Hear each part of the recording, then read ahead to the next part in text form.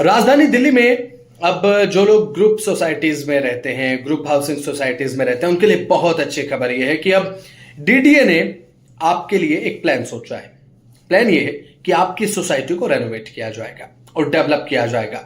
अब डीडीए ने पूरा खाका तैयार कर लिया है कि पुरानी या फिर जर्जर हो चुकी सोसाइटीज या फिर जिन्हें मरम्मत की जरूरत है, जिन्हें रेनोवेशन की जरूरत है, भाई उन्हें कैसे डेवलप किया जाए। क्योंकि अब रेखा सरकार का सीधा सा एक अब ये मापदंड है कि दिल्ली का विकास होना चाहिए। अब दिल्ली का विकास होगा तो उसमें जितनी भी हाउसिंग सोसाइटीज हैं उनका विकास जरूरी है। नतीजन अब सरकार ने सोचा है, अब डीडीए डिपार्टमेंट सोच रहा है, दिल्ली डेवलपमेंट अथॉरिटी, कि भाई हाउसिंग सोसाइटीज को डेवलप करते हैं। आप भी अगर किसी ग्रुप सोसाइटी में रहते हैं तो आपके लिए बहुत अच्छी खबर है, क्योंकि आपकी सोसाइटी अब डेवलप होगी। डीडीए ने खाका तैयार कर लिया है और जान लीजिए कि अब इस ड्राफ्ट की खास बातें क्या है वो मैं आपके सामने बता देता हूं। अब पुरानी जर्जर हो चुकी जितनी भी सोसाइटीज हैं उनको पहले चिन्हित किया जाएगा और हर एक सोसाइटी से 1 से 2 प्रतिनिधि जो है वो मीटिंग में शामिल होंगे। एक मीटिंग जो है वो इसे लेकर होगी और समय समय पर एक नहीं बल्कि कई मीटिंग्स होनी है। और आप इस बात को जान लीजिए कि आपकी सोसाइटी, अगर आप ग्रुप सोसाइटी में रहते हैं तो दिल्ली डेवलपमेंट अथॉरिटी ने एक प्लान तैयार किया है कि अब जो है माफ कीजिएगा सोसाइटीज को डेवलप किया जाएगा। अब ताकि एक विकसित दिल्ली में इनका योगदान जो है वो आने वाले समय में देखने को मिले। अब राजधानी में पुरानी और जर्जर हो चुकी हाउसिंग सोसाइटीज को नए सिरे से डेवलप करने के लिए, क्योंकि अब सरकार पूरे तरीके से प्लान बना चुकी है जैसा कि अभी मैंने आपको बताया है, और जिसके बाद ये तय हो सकेगा कि भाई किसी भी हाउसिंग सोसाइटी को अब ग्रुप हाउसिंग सोसाइटी को डेवलप किया जाए तो उसके लिए प्लान क्या होना चाहिए। सोसाइटी के प्रतिनिधि से बात करके अब क्या क्या जरूरी चीजें हैं जिन पर काम होना चाहिए वो प्लान्स बनाए जाएंगे और इन्हीं चीजों में कई चीजें शामिल होंगी। चाहे बात उसमें आप सीवर लाइन की कर लीजिए, सेवरेज की कर लीजिए और वाटर ड्रेनेज की कर लीजिए, या फिर हाई टेंशन लाइन्स की कर लीजिए, या फिर मोन्यूमेंटेशन को लेकर बात अगर कर ले, क्योंकि आप जब सोसाइटी में जाते हैं तो मोन्यूमेंट्स जो हैं वो आकर्षक लगते हैं, कहीं ना कहीं एक डेवलपमेंट का पार्ट है। तो इन तमाम चीजों को लेकर बातचीत होगी और डीडीए ने अब सभी स्टेक होल्डर से बातचीत करने की जो प्रक्रिया है वो शुरू कर दी है।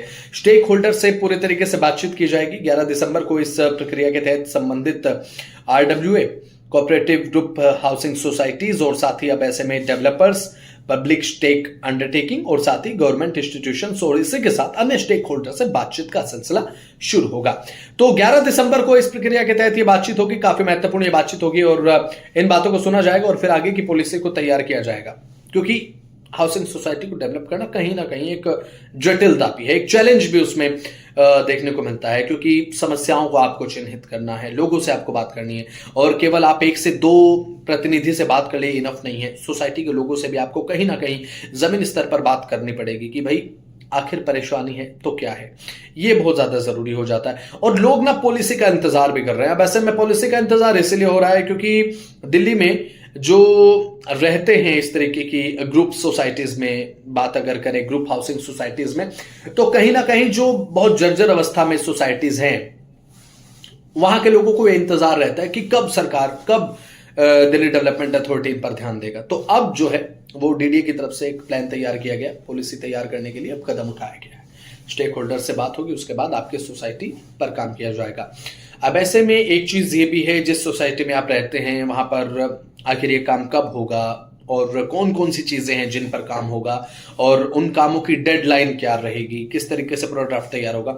अब ड्राफ्ट तो पूरा तैयार आप मान लीजिए कि हो चुका है। अब दिल्ली डेवलपमेंट अथॉरिटी का प्लान है तो जाहिर सी बात है सिरे चढ़ेगा, लेकिन जटिलता ये होगी कि अब किस ग्रुप हाउसिंग सोसाइटी में क्या डेवलपमेंट होगा और किस स्तर पर होगा। इसके लिए अब नई पॉलिसीज बनेंगी, क्योंकि अब जैसा कि मैंने बताया कि डीडीए ये कदम उठा रहा है, लेकिन जैसा कि आप समझते हैं कि भाई जब एक कदम उठाया जाता है उसके बाद 10 कदम और उठाने पड़ते हैं, उसके बाद कोई काम सिरे चढ़ता है। तो अब प्लान्स बनाए जाएंगे, हर एक ग्रुप हाउसिंग सोसाइटी को लेकर प्लान डेवलप किया जाएगा, जिसके आधार पर यह सुनिश्चित होगा किसी ग्रुप हाउसिंग सोसाइटी में आखिर क्या क्या चीजें हैं जो डेवलप होनी है और कौन कौन प्रतिनिधि किस किस से बात करनी है। तमाम चीजें अब इसी कड़ी में आपको देखने को मिलेंगी।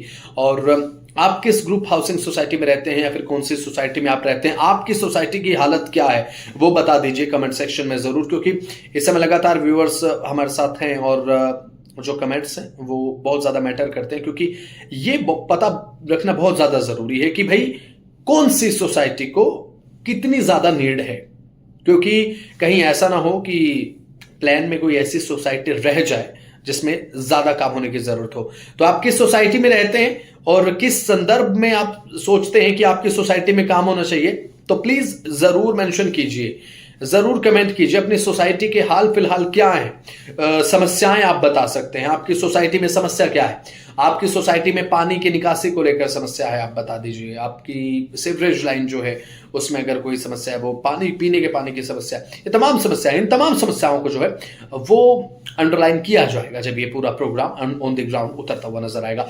आपका क्या मानना है इस कदम को लेकर, कमेंट सेक्शन में जरूर